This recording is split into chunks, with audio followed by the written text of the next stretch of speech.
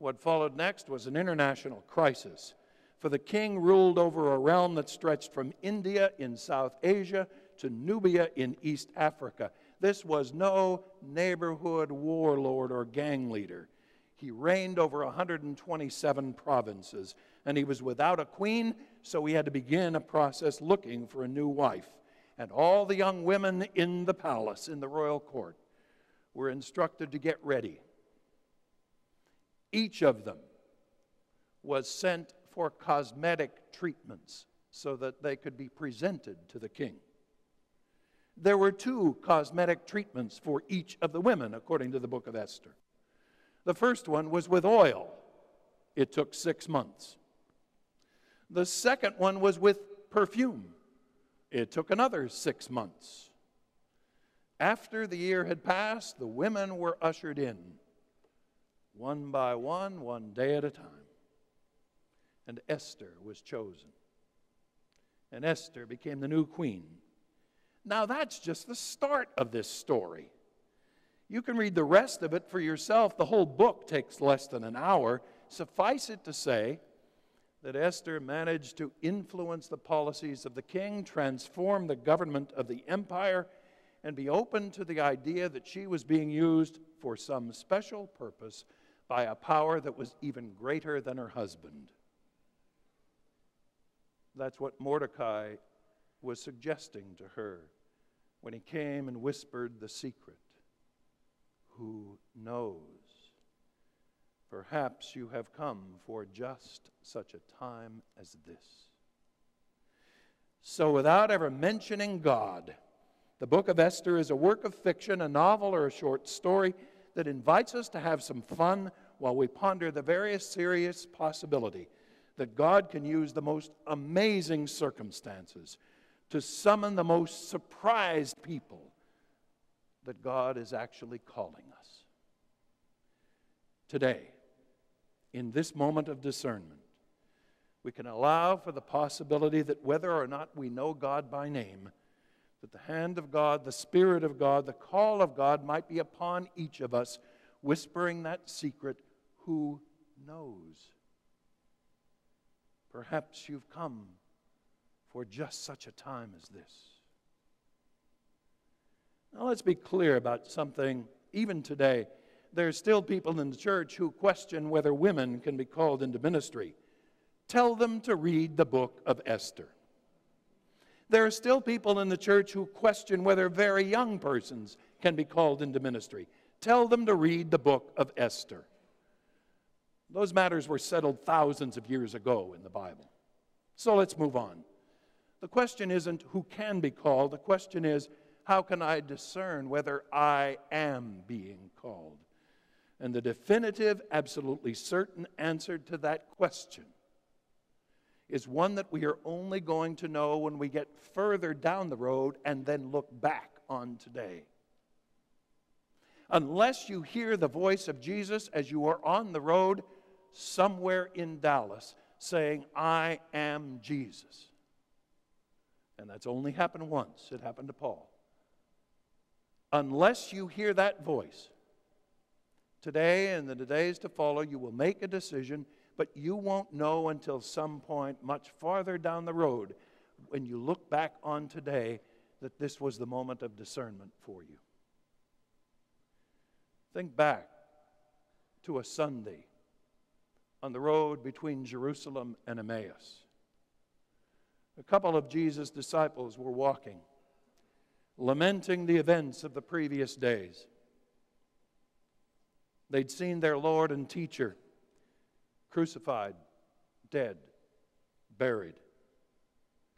While they were walking and talking about all that, they then began to say the rumor had spread that some women in their group came back from the cemetery to say they had seen the Lord and that he was alive. They shook their heads in amazement, could not discern that there would be any truth in that secret rumor. A stranger joined them on the road as they moved toward Emmaus. They talked about all the events of the past days.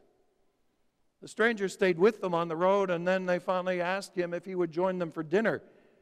They sat at the table. And then the stranger, during the meal, took a piece of bread and lifted it and broke it. And then he took the cup. And then they looked back on what the stranger had said to them during the day. And it was only then that they recognized him in the breaking of the bread. Sometimes it's only after the moment of discernment has come that we're able to realize what the true answer is. At the moment we can't be sure. John Wesley said we have to preach faith until we have it. And then when we have it, we preach faith. Spiritual discernment is itself an act of faith. It's a matter of taking a stand, staking a claim, saying like the man who encountered Jesus one day in a request for healing, I believe, help my unbelief. With the benefit of being able to reflect back on things, we can always be more sure that we've discerned wisely. Back in 1954, a young man was studying for his doctoral degree at a United Methodist School of Theology. He was trying to discern where God was calling him and whether God was calling him to preach the gospel. Things happened. He finished his degree, got a pastoral position in Alabama. While he was serving as a preacher, some things began to happen in his community. Efforts arose to begin to establish justice in the city. African Americans in Montgomery were boycotting the city buses. The preachers in town asked the young man who'd been educated at the Methodist School of Theology to be their spokesperson. Reluctantly, unwillingly, wondering whether he was discerning that this was his moment, he said he would do so and speak for the boycotters. The bus boycott changed Montgomery. It began a process to change the whole American South. And to that young preacher, still in his 20s, it gave him clarity about what he had discerned a few years earlier as a student.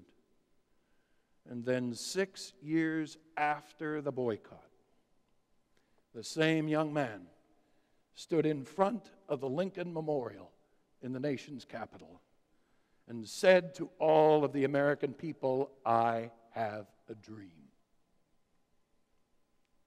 Not everybody believed it, but somewhere somebody had to say to him, who knows? Perhaps you have come for just such a time as this. Just a few years after that bus boycott became a public event in Montgomery, a graduate of Perkins School of Theology found himself in his first pastoral appointment in a small town in the Louisiana Delta. He was appointed to preach. It was a very nice little church building with room for Sunday school classes. Shortly after he had arrived in the small town, a man approached him. He didn't recognize the fellow. He was just one of the white folks from the community.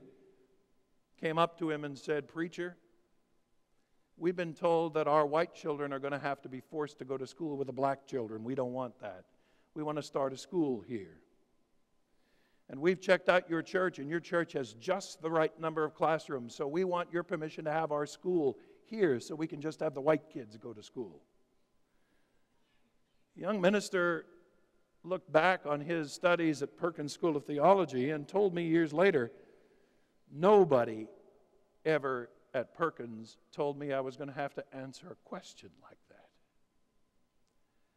But, he said, Perkins gave me a place to stand. So I went over and stood on that place, and then I said, no.